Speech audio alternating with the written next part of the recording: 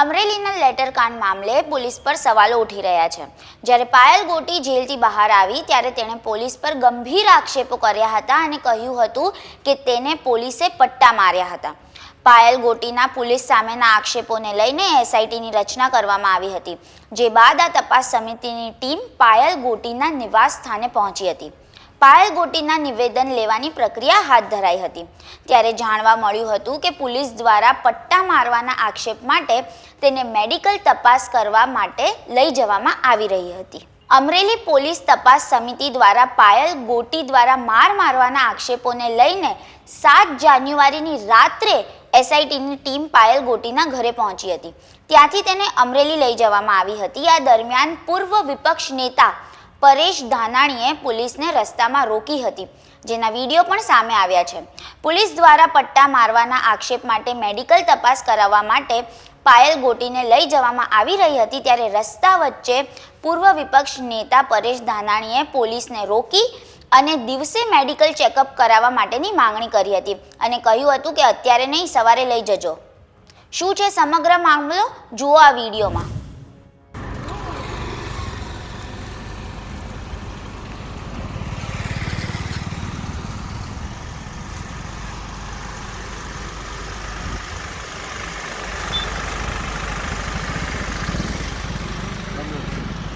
કેમ છો? મજામાં? તમે મીડિયામાં છો? હા બેન। અરે લે,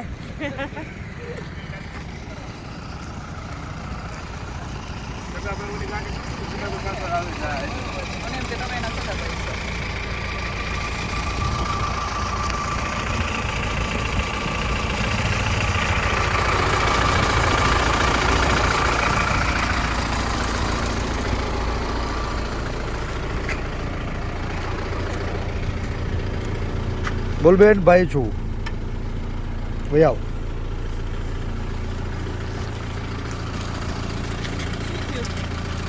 બે જ અમારી ગાડીમાં જો અમે પડી। પણ એક મિનિટ, તમે કોણ છો?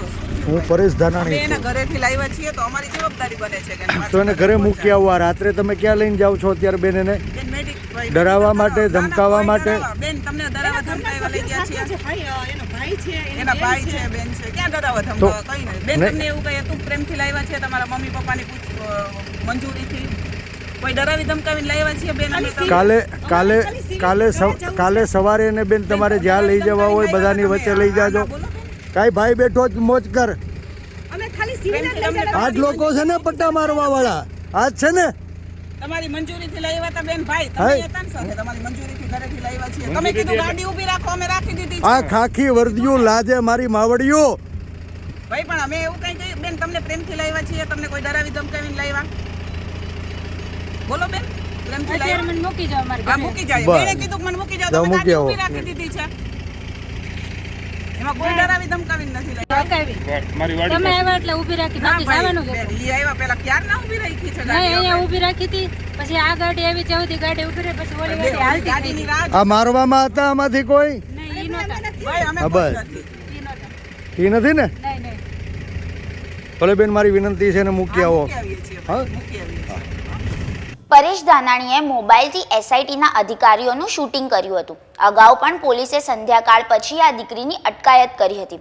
ત્યારબાદ હવે એસઆઈટીની ટીમ દ્વારા પણ સંધ્યાકાળ પછી આ દીકરીને લઈ જવામાં આવતા અનેક સવાલો ઉઠી રહ્યા છે। આ ઘટના બાદથી નવો વિવાદ શરૂ થયો છે। દેશ, દુનિયા અને ગુજરાતના તમામ સમાચારો માટે જોડાયેલા રહો વાઇબ્સ ઓફ ઇન્ડિયા સાથે।